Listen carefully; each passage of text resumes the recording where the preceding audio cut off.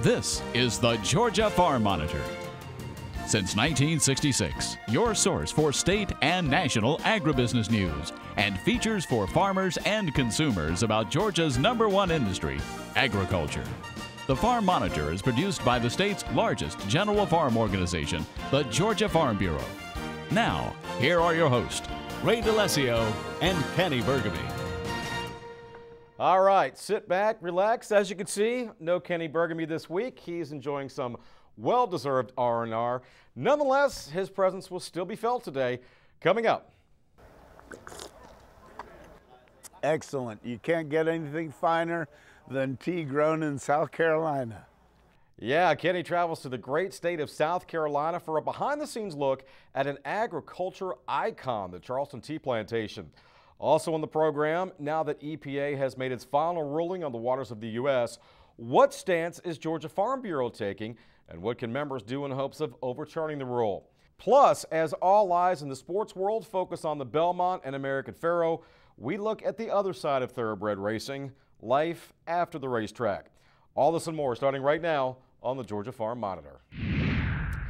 Well, each and every year, thousands of students make a field trip to Calhoun Produce in Ashburn for a day of fun on the farm.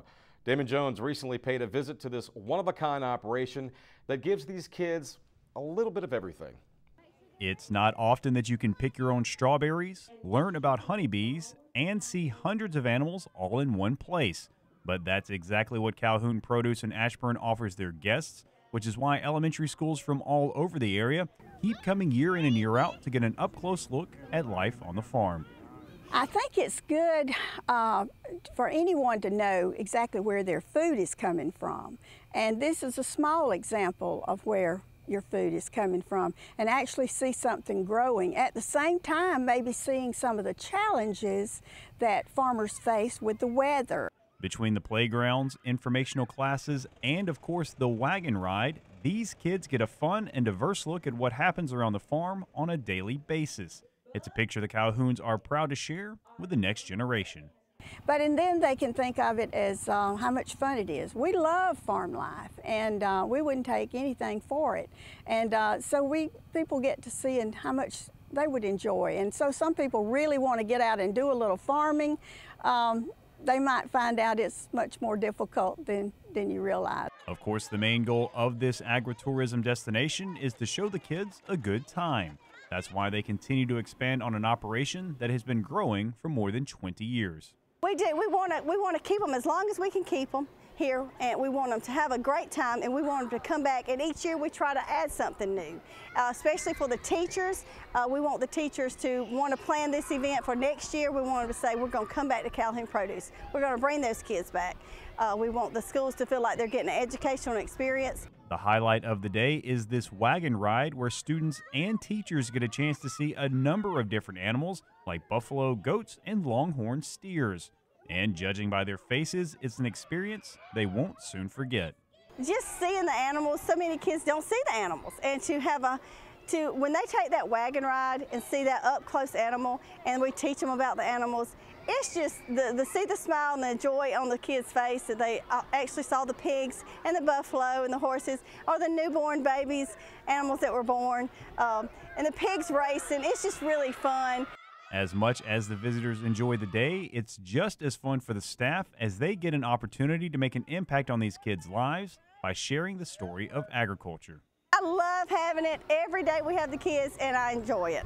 We are excited every day. All my staff is. We love it. We do this latter part of March till school gets out, and we're excited to have them. We'd love to see those buses drive up every day, and we are tired at the end of the day, especially on these hot sunny days, but we love it. As for what the Calhouns hope these children take away from this event, well, I hope they appreciate agriculture, and I hope it makes them want to delve into it a little more, and see what's going on, what's happening. Reporting from Ashburn, I'm Damon Jones for the Georgia Farm Monitor. All right, Damon, thank you very much. Now, reaction to the EPA's controversial new waters of the U.S. rule continues to be that of major disappointment and, in some cases, downright anger. Under the new guidelines, the federal government has jurisdiction over tributaries that show physical features of lowering water as well as water that is within a certain proximity to rivers, lakes, and tributaries.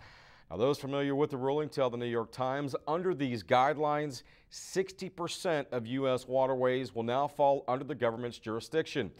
Both Democrats and Republicans alike have blasted the new rule, calling it, quote unquote, a massive power grab by the current administration that could give federal officials authority over every creek and puddle. Georgia Senator Johnny Isakson calling it a way for environmentalists and federal agencies to halt development.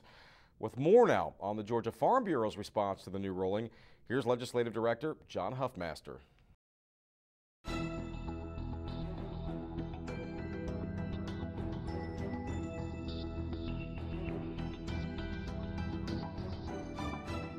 They really didn't take our concerns seriously. We don't feel like the concerns of our members, the concerns of landowners. They did look at them. They looked. They mentioned that they did look at them, but they didn't think there was any need for changes as it pertains to private property rights, infringement of private property rights, the erosion of private property rights as it relates to ephemeral streams. That's streams that generally don't have water in them. But they have a bed and a bank and a high water mark. And the EPA in this rule, they said that they didn't think that clarification was needed. So we're really disappointed that they didn't take a stronger view of the concerns our members had as it relates to private property rights. We urge our members to talk to their member of Congress, express your concern about this rule, express your concern about the erosion of private property rights by federal agencies. We are trying to see if we can somehow block the implementation of it, to require the agencies to go back and reconsider this rule with better stakeholder involvement. We're working, Congress has a responsibility to protect the private property rights of a citizen. And it's their job to figure out a way to do something with this. We just need to touch base and make that communication with our elected officials, our congressmen and our U.S. senators. Another course would be down the road. It would take more time and cost more money, and that's litigation. We're involved with organizations and other agencies that hopefully can bring litigation that would prevent the agencies when they try to enforce these rules. Because, again, it's an infringement on private property rights. It is an expansion of federal regulatory authority that we think is unwarranted and shouldn't be there.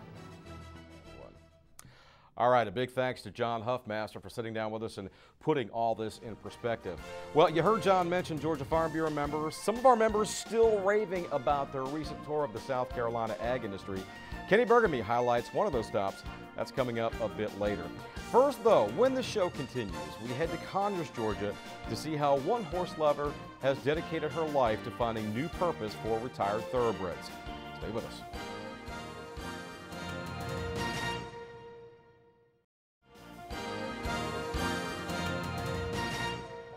Yeah, I'm Wayne Carr. I live 4 miles north of Donaldsonville in the edge of Miller County. Been farming all my life. I was number 7 of 12 children of a sharecropper, born in 1927. My daddy got a brand new Model T that year, and he got a brand new boy. Fall come along, the take-back man got the Model T, but he was stuck with the boy. But I've been farming ever since, I think this is 65 crops, and enjoyed it. I've always enjoyed farming. When I was a little fella, that's all I wanted, if I could get me some land to farm. Now I got more than I can handle, I have to get some help to help me with it. 1954 was the first year I ever saw peanuts with a peanut vine that didn't have nuts on the bottom. We had a 3/4 inch of rain on July the 4th.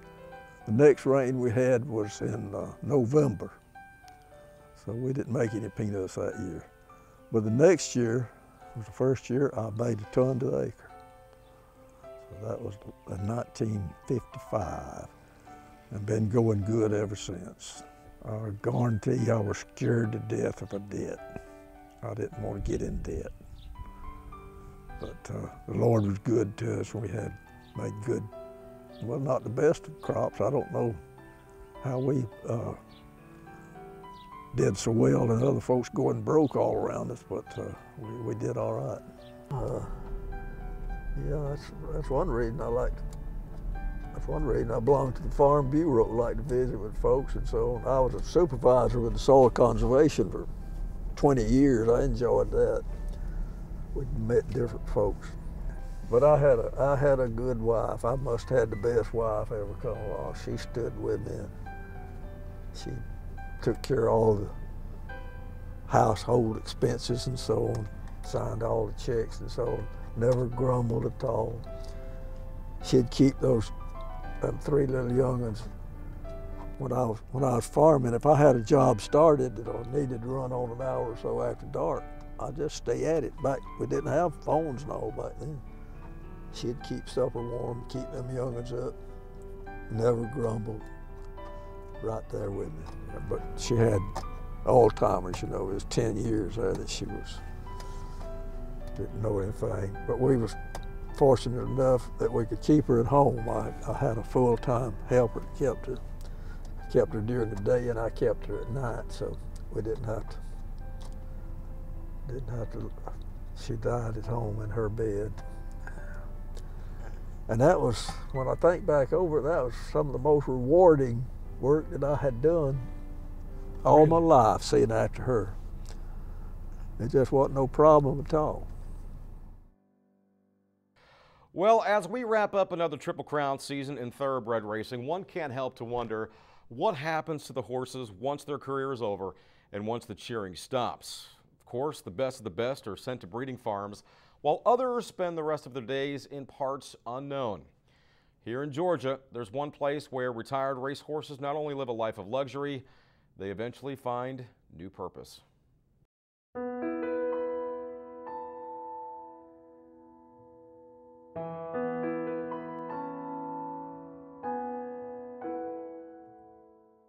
It's often said that no other horse can beat the thoroughbred in speed and in distance at the same time. Yet for every American pharaoh or the secretariats of the world garnishing fame and fortune, there are millions of thoroughbreds that go unnoticed, and in some cases, even abandoned.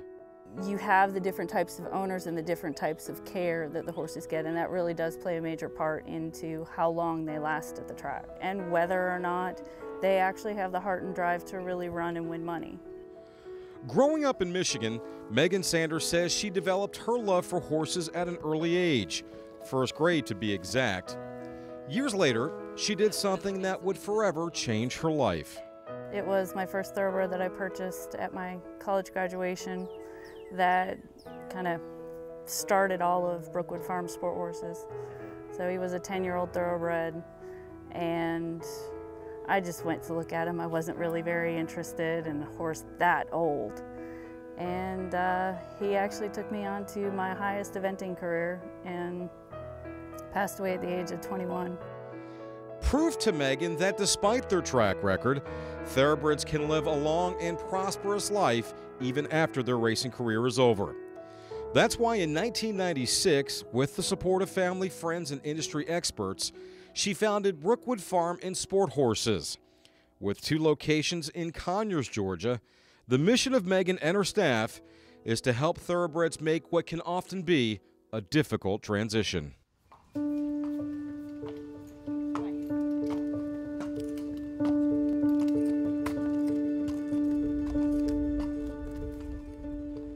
I'm always a favor for the underdog, and these guys, they are so smart and they are so athletic, and I really feel like people don't see enough of the value in what a thoroughbred can have after the track. They aren't just racehorses.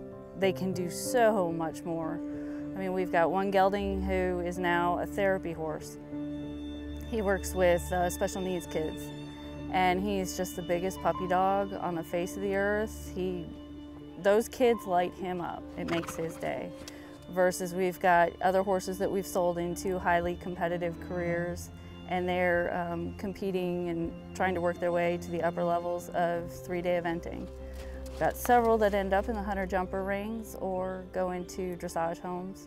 We have had a few that they've got injuries that are too far gone that we can't bring them back to a competitive career, so they're off being pasture ornaments or taking people on trail rides, which there's nothing wrong with that. There is value add there.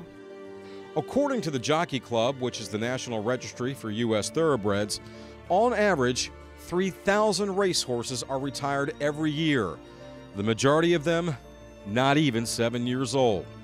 According to Megan, the approach one must take when dealing with a former racehorse, same approach when you first start riding one, slow and steady. We let the horses tell us, are they wanting to be in a competitive career? Are they wanting to be in something more low-key and quiet?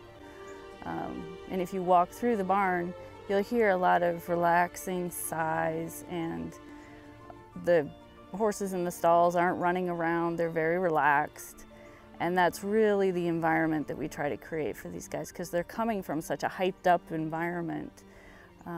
We find that they thrive with just everything kind of coming back down to ground zero, and then we rebuild them from there. Fortunately and unfortunately, this is a business, and there comes a time when your children have to go on leave and be sold or go off to a better life, I guess you want to say. How hard is that for you? That day is always painful. Every horse that comes into this farm becomes a part of my family. I cry when every single one of them leaves, even if they've been a difficult case. I had a few of those. But it's tears of joy and it's tears of sadness. You know, I come down at night and I do bed checks and, you know, get to snuggle and say goodnight to every single one of them. And I'm a very sensitive individual when it comes to my animals. But I do follow up very closely with all of the families that have our horses. I require pictures, and I go out and I cheer them on for those that are competitive, for those that are in more relaxed homes. If I'm in the area, I'll, you know, ask permission to stop in and say hi and check on them. But what matters most to me is the home that they're going to. So I don't take that decision lightly. So if I choose somebody to take one of our guys into their family, it's a decision that's been well thought out. I'm not doing it for the money. I have a full-time job. I do this for the sake of the horses. All right, just a reminder, if you missed any part of this story or others on today's program, you can still see them in their entirety at our YouTube channel. That is the Georgia Farm Monitor. Also, complete shows now available to you as well. If you can't watch us at home, just log on and watch at your leisure. Also, if you haven't done so already, please don't forget to like the Georgia Farm Monitor Facebook page. If you got a story idea, or if you just want to send us some pictures of your farm, maybe some pictures of you saying how much you just love the Georgia Farm Monitor show, feel free to send us a message either on Facebook or at the address listed below. That is news@farm-monitor.com. All right, up next on the Monitor, for all you tea lovers, this is one story you do not want to miss. Kenny Burgamy reports from the Charleston Tea Plantation and why it's considered by many to be an agricultural icon.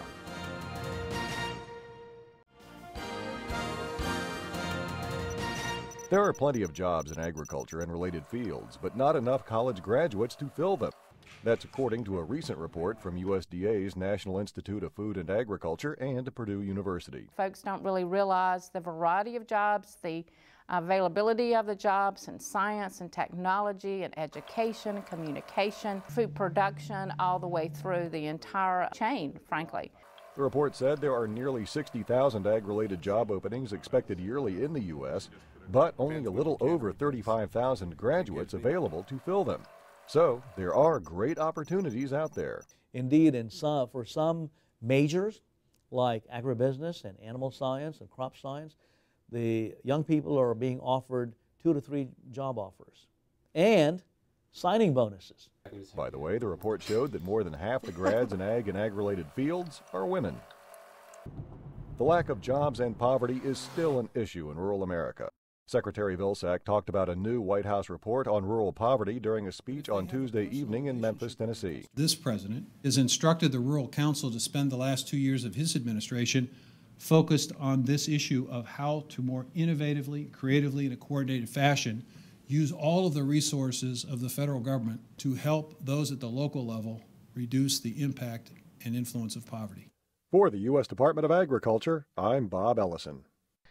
Well, finally today, during last month's Georgia Farm Bureau Farm Tour to South Carolina, one of the stops included a close-up look at America's tea garden. Kenny Burgamy reports on the only tea plantation remaining in the U.S. While the majority of the tea that you consume comes from China, India, the continents of Africa, and South America, there is one location where you can find hundreds of thousands of tea bushes in this country. Quiet and secluded on Wadmalaw Island in the heart of South Carolina's Low Country is home to America's only tea plantation, presented by Bigelow Tea. Like me, most of the travelers from Georgia on the recent tour, it was the first time to see a tea bush in person. One of the several tour guides that describes the work that happens from May through October in the field, factory, and eventually on the store shelves said it's an educational experience. What does it mean when I buy different kinds of tea? One of the big things people learn out here is there's only one plant used to make actual tea in the whole entire world. And that's a big surprise for folks. They think that green oolong and black are all different plants, but it's just a different process. When you tour the Charleston Tea Plantation, visitors get a chance to observe the tea plants in the fields under massive oak trees. Check out the one-of-a-kind harvester that collects the tiny new tea leaves that show up on top of the tea bushes during the summer months. Walk through the factory and onto the production floor to see the entire process of where tea is made. And, of course, enjoy the complimentary all-you-can-taste tea bar in the gift shop.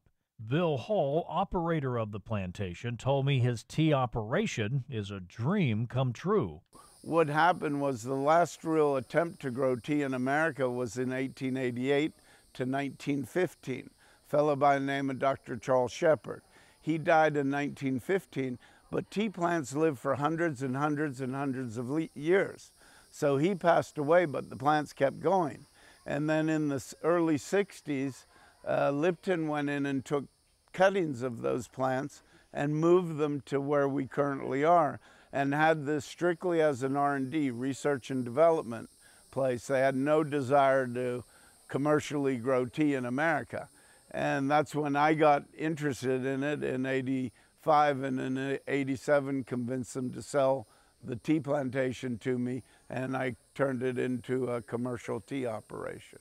Georgia Farm Bureau President Zippy Duval said he was impressed with what the producers from Georgia got a chance to see. It's interesting that we're seeing one of a kind in the country here in South Carolina, and that's really interesting to me, because normally if something is done in America and is successful, then it bleeds over into the other areas of the country and it's duplicated. But so that's interesting to me. The other thing that's interesting to me is the equipment that they have adapted to this operation that came from the cotton fields and the tobacco fields, and how they made those machines adapt to how they harvest this, and they're running a large amount of acreage with very minimal amount of labor. So all that is really interesting to me. Reporting in the Low Country of South Carolina, I'm Kenny Burgamy for the Georgia Farm Monitor. All right, nice job, Kenny. Well, that is going to do it for this week's edition of the Georgia Farm Monitor. Just a reminder now, for all the latest ag info regarding great food, recipes, and what's happening down on the farm, be sure to check out our Twitter, Facebook, and Pinterest page. You will stay informed, and you'll see what's up in the world of farming and the Farm Monitor Show. Take care, everybody. We will see you next week right here on the Georgia Farm Monitor.